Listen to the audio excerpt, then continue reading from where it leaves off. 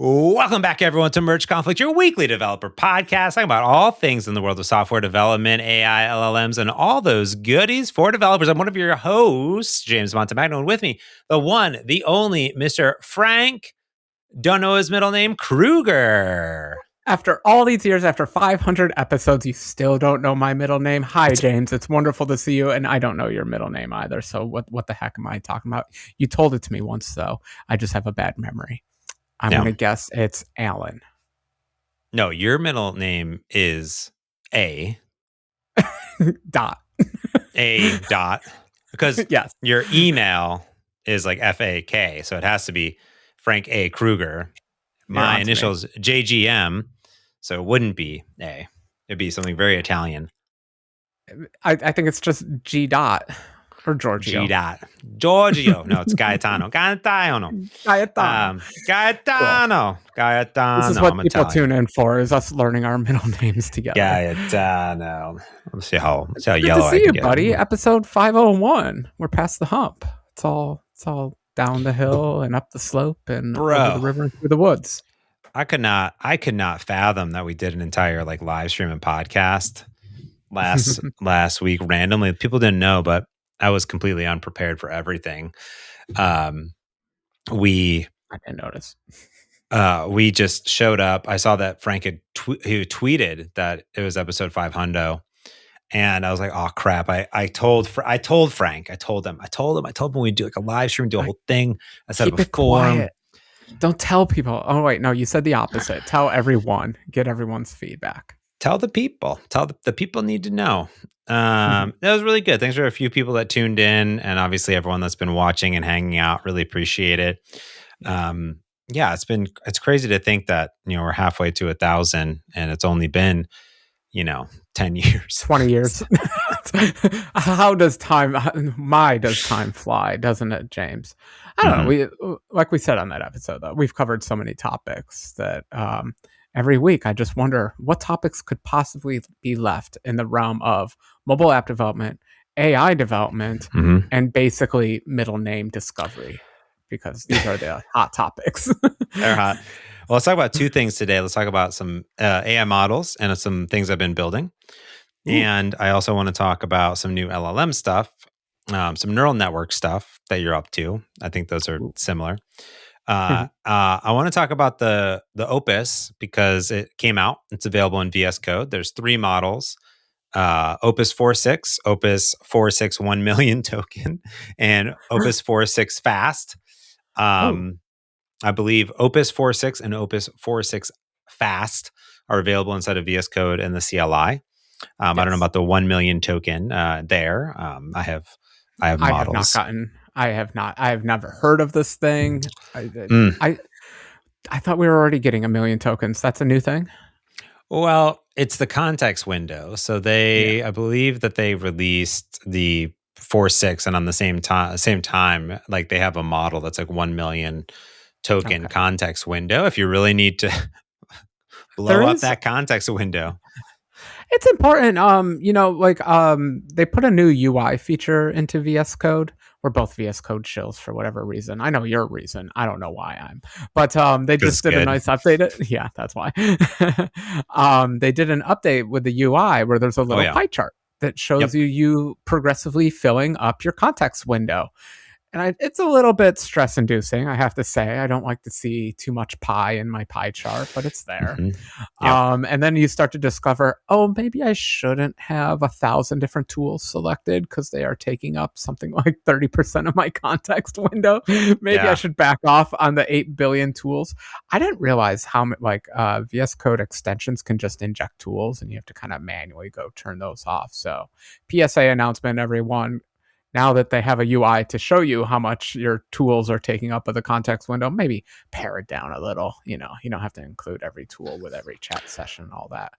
But I totally get why 1 million would be important, because I think most of the context windows I see are 128K, which is huge, but not as huge as 1 million. I was doing a whole bunch of work, and it took a while to get to that threshold. But you're totally right there. checking what you have, checking like what you're doing, XYZ, planning, doing stuff. Obviously, it auto compacts and it'll refresh automatically. So even if it gets to red, it's there. I do want to point out if you go into themes, so hit that little gear on the bottom left, Frank, if you're in VS Code. Ooh. Themes, color theme, I guess that is Command KT. There's two new themes, but there's one, I believe it's at the bottom, and it is going to be called the VS Code Experimental Dark Theme. It's a new dark theme, and there's a light theme, but it says experimental. It should be in there. I'm bad at reading. It's at the I see it. bottom. VS Code light theme experimental. VS Keep Code going. dark experimental. It's pretty good. Would recommend.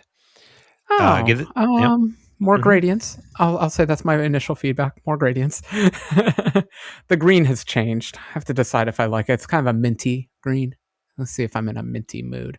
But I see what they're going for. They're going for the cyberpunk, synthwave, vaporwave, neon colors on a dark and misty, rainy street alley. I like it. Any visual refresh that's in the box, is really nice to have. I'm usually just a default, whatever's there is there. So this is, I believe, will probably become the new default at some point. But looking for feedback, so dog food it, give it a whirl, and let them know what you think. But I think that's a nice little hidden feature in this release. Tons of little hidden features. In fact, if you go into, I'm going to give you a hidden feature here. Go into settings, and then, whoa, my settings are all fancy pop up because I'm on Insiders. Type in Workbench, I believe, is what we want. Workbench. Okay. Yep. Only 159 settings found. Hold on. Welcome. Type in welcome. Yeah, there you go. And you want Workbench Startup Editor. Okay. Yep. Welcome page. Sure. Yep. Do agent sessions welcome page. Oh boy. Are the agents going to be talking to me as I wake up in the morning? We shall see. And then I don't know how to bring it back. Shift command end. What is it? Oh, shift. Yeah. Oh, just to get a new window. Yeah. I think you just say welcome, right? It's cute. It's here. So the new welcome page in VS Code puts up a classic little chat window, and I'm wondering where this chat history is from. Is this the Copilot chat history? Hard to say. It's a bunch of my different repos that are in here. So I believe it is a bunch of different repos between like your machine, other machines, things like that are coming up. Yeah. I have mixed feelings because I like this. I want to be clear. I like this. But I'm missing my recent file list. Like, can't we have both? Can't I have my cake and eat it too? Because I'm a little...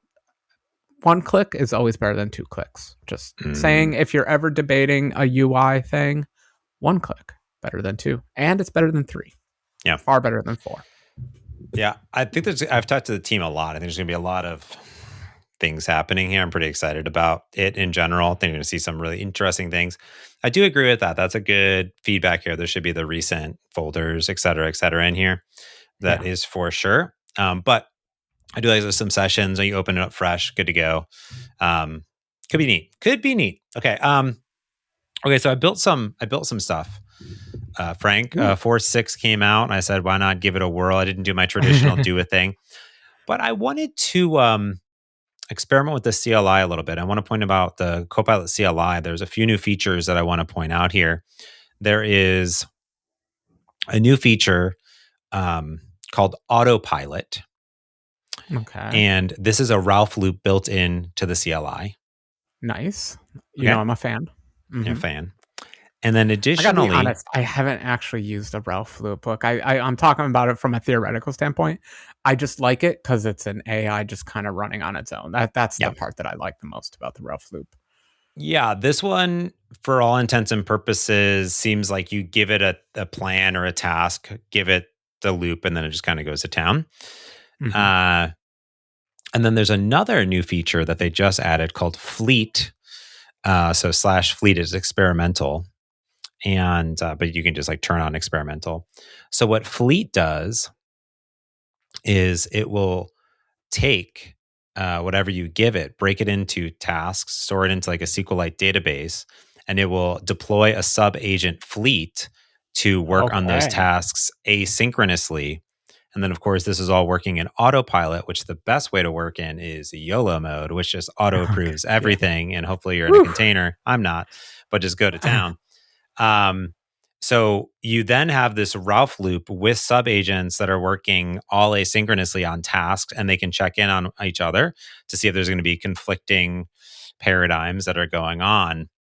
So what I did is Fascinating. if you remember my pet Insulin app that I built with GitHub Hmm. Spark a long time ago, I wanted to make it reality into a real mobile app. So I booted up a blank MAUI project. I said, MAUI, let's go, baby, with Hmm. 4.6. You got the knowledge. It's go time. And I wrote up a big like paragraph of what I want the app to be. I put it into plan mode in the CLI. I said, let's Okay. go, baby. So big old plan mode, go to town. I said, let's plan it out.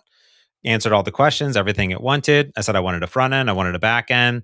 I wanted a promotional website. I want these fancy graphics. I want all this stuff. Bump, bump, bump, bump, bump. Big Asked me a bunch of plan. questions. Yeah, Okay. and I said also do tons of research on like pet insulin, right? Difference between cats and dogs, all the different types of Mm. insulin you could get, all this, give me all the deep details.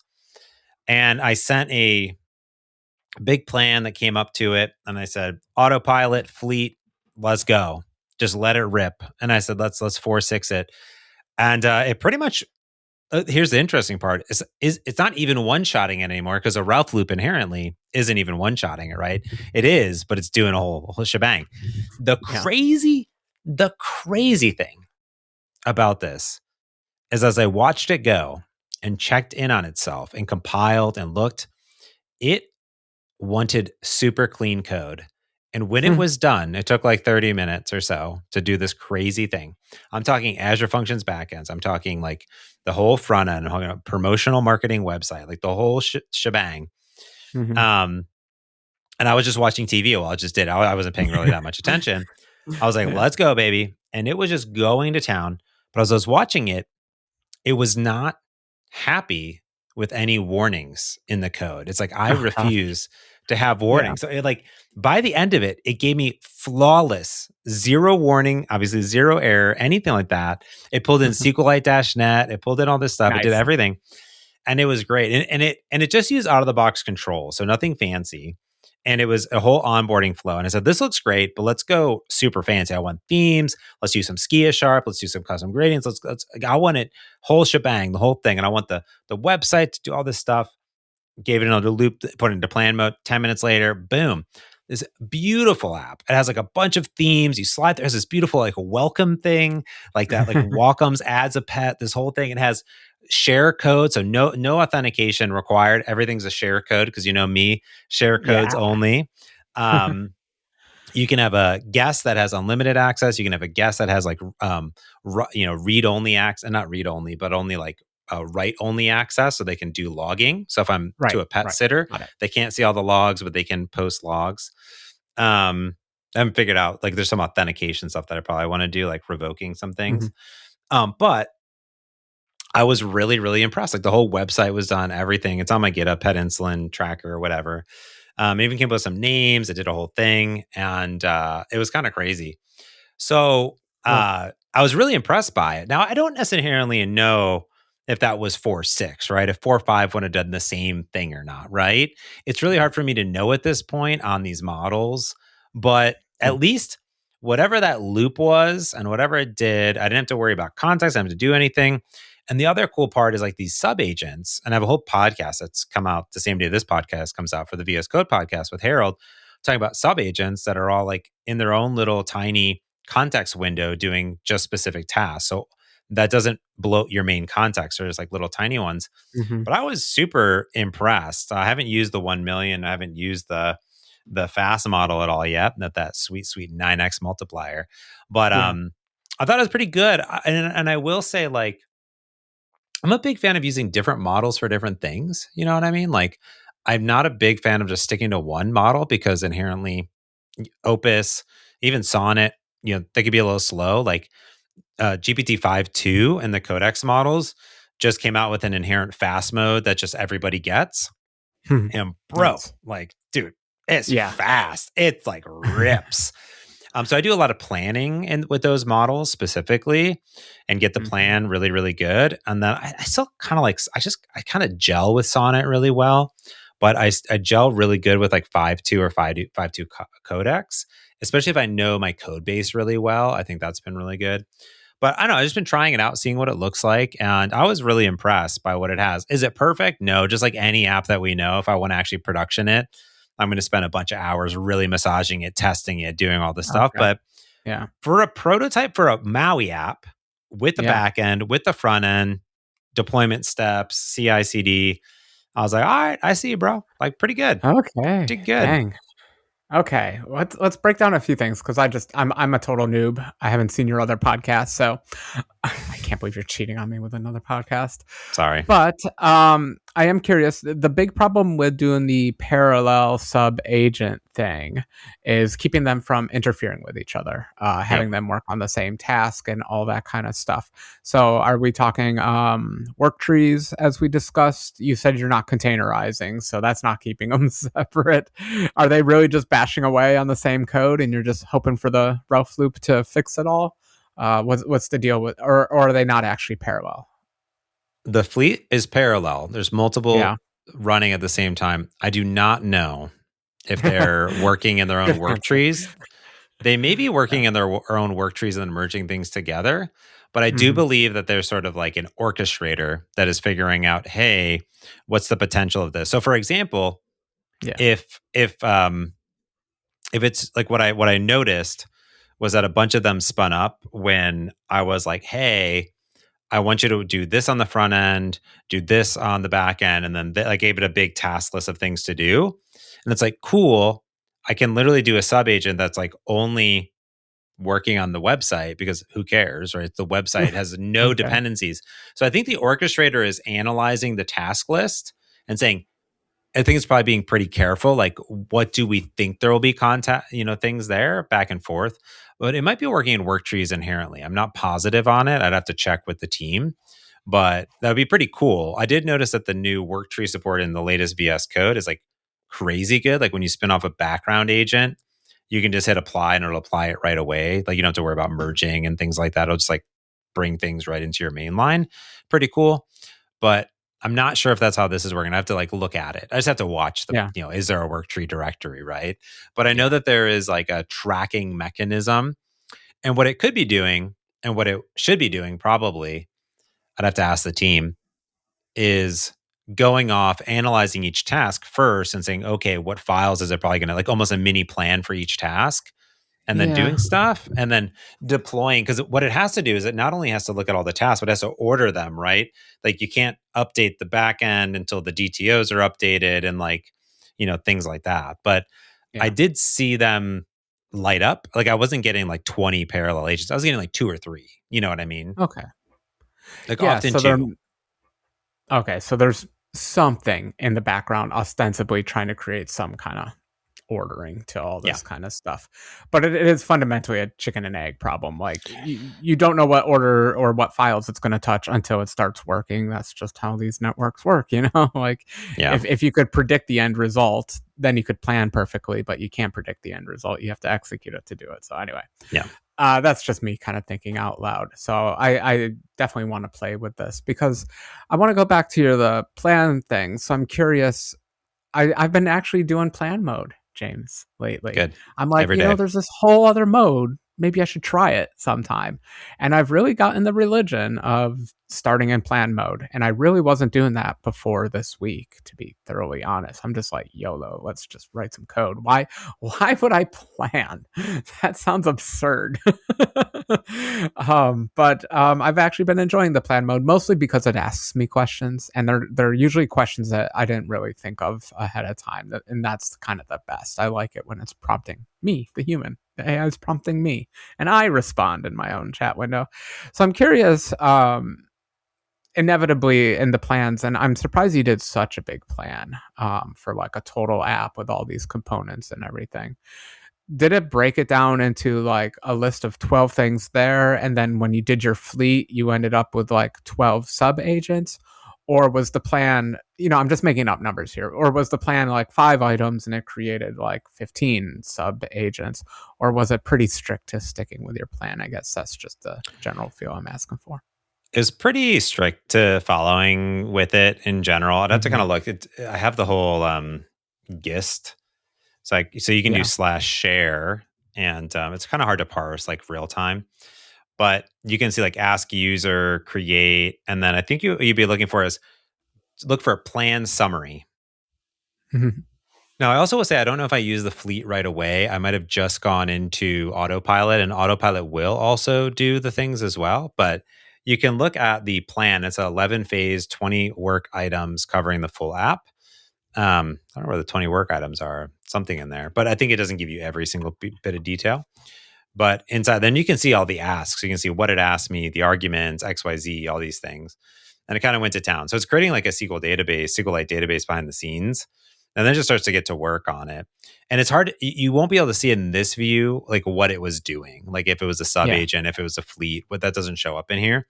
That would be kind of cool. Maybe the team will add that. I don't know if it's in the logs. It just kind of happens. But what I saw basically was in the UI, you will see the main agent running, and then you'll see a little counter that says background agents working. And that background agent working was bopping between like 1 and 2 and 0. Like not a lot, but a little bit, where it was like, oh, I can go delegate this work off over here.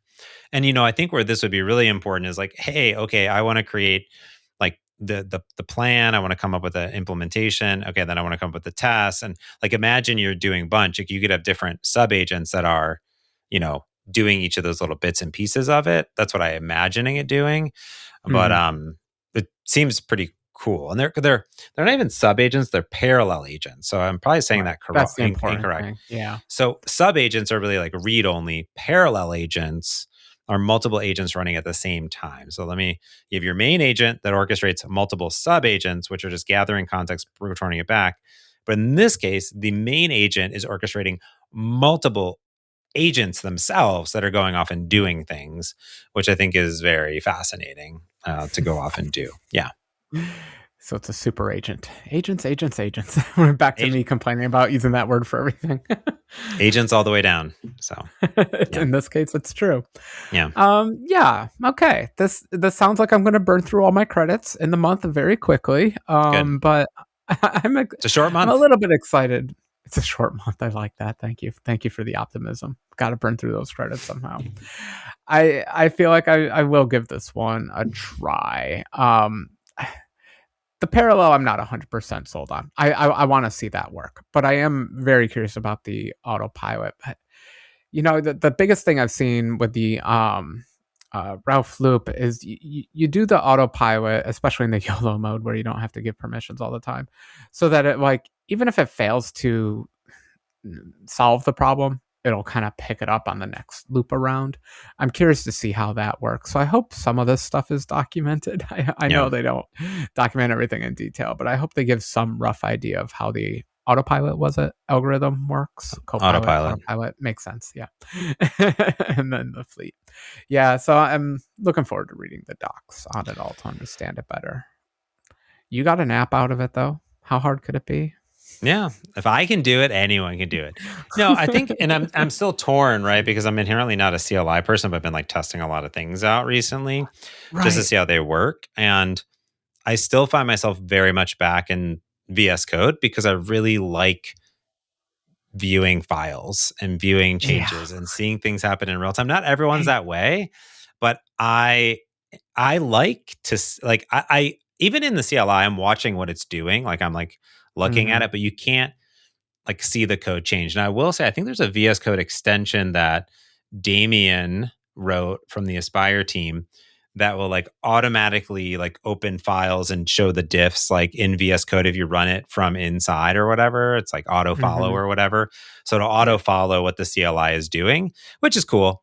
But I know that the team is like working on some integrations there, I think. So I think that would be better. But then I'm in VS Code. So Yeah. might as well just use VS Code. But I really like seeing files. I like seeing the code. It's important to me, especially in more mature projects. Like maybe in this first one, I'm just like, let's see what happens. YOLO, right?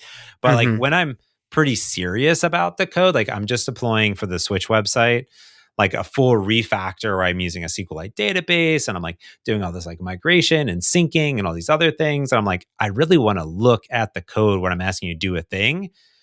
Because when I see your output, I'm like, nope, that's not actually what I wanted. What I wanted was this. And it's like, oh, you're absolutely right. We should have gone this route, right? And I'm like, I know I could see that, but I feel like with the CLI, it's inherently like not fire and forget, but like fire and like come back later and see what happened, right? And then review it. And then I'm just going to open up VS Code to do that. So I'm a little torn, but the CLI does update like 5 times a day. So it's like fun to see the team crank away. I mean, granted, like VS Code updates every day, but I'm like, I got 4 updates every day.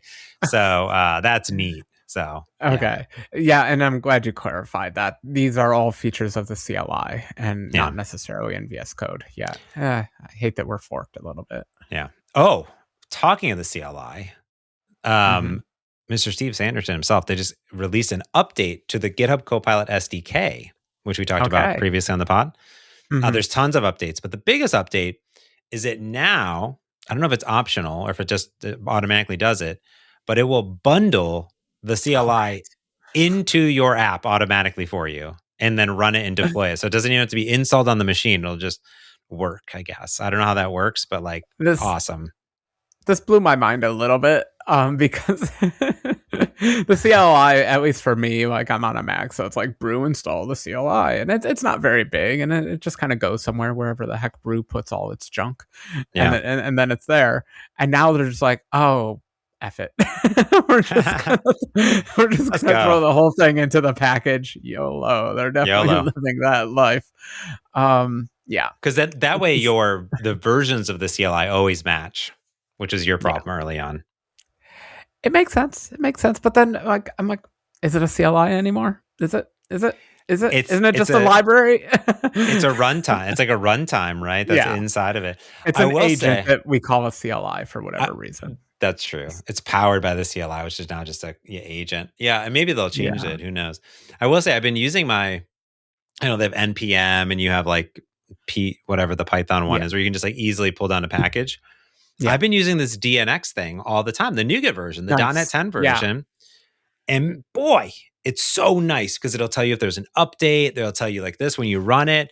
I do DNX podcast metadata generator. Boom. It's like right there, sucks it down, any machine.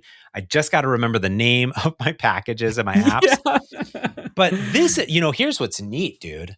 Like, when you got to release an app like onto machines, like, I mean, granted, there's a GUI, but like it's really complicated. Like, DNX it. You just install the NuGet, just run it. You don't even need to sign it because it's already .NET's there. Genius. So good. WinForms. So are we going to do all our WinForms apps with DNX? Can I ship a Cocoa app with DNX? I think we need to test all these GUI things. Because, you were talking about the CLI and you're like, I kind of prefer VS Code. I'm like, yes, James, windowing environments are good. There's a whole reason we moved away from stupid terminal environments. So, but, whatever. They've got some cachet these days. They're in vogue. I mean, I would say like if you can NPX something, just like a Node app, you should be able to NPX like a Blazor server app that's just like a package, just like run my thing, just do it. Yeah. I don't just run it. Don't make me think. We're living in the AI age. I'm not thinking here. Just run it. Don't put it in a container. No. Give it full access to my hard drive. Yeah, just let it burn. Let it run. Let's go. Wow. How long until there's a virus? Never mind. I didn't say that. Well, I'm only installing my own packages or your packages, so that's it. So it's true. We are kind of myopic in that way. Yeah. These are great updates. I'm still worried about I love the Ralph loop, but I'm still a little bit nervous about it. I'm nervous about burning through tokens, and I'm nervous about it ever terminating. So I'm actually happy to hear that yours terminated in 30 minutes. Because I thought you were going to say like 3 days later, it was still spinning something. No. Because these are local. Like you have to keep, in your case, like the CLI up and running and live. Yeah. You can't just unplug the computer. You'll I mean, Ralph can't beat you unplugging your computer, because as far as I know, you can't do that trick where you kind of upload it, you dispatch it to the web, and then it'll take over. As far as I know, that doesn't work. If you just boot up a virtual machine in the cloud, then boom, that's the ultimate sandbox, baby. Wow, Yeah, mind blown. little dev box. I mean, that would be pretty, clutch. You just spin up a little like Linux VM in the cloud, just like. I mean, I'm just saying you access it from your phone. I'm just saying, like, it's crazy. Like I'm exhausted and excited and confused all at the same time. Like, there's so many emotions happening, Frank. But I like you being the beta tester for me, because like I'm a few steps behind. I'm still enjoying the PR world of like assigning things to Copilot. Like, welcome to 2025, Frank. Wait, keep up with all this stuff. But like I was complaining to you before the pod that I had kind of a low productivity week. I was distracted with a bunch of things. But you know what I was still able to do? Go to a website, file some issues, and assign them to Copilot. It's embarrassing, but like I personally was not very productive this week, but I was burning through tokens and AI agents were being productive on my behalf. And I'm not waiting for you. They're waiting for you, Frank. They're waiting for you. I don't think productivity is like the most important thing in the world. I think creativity and a lot of other things are more important.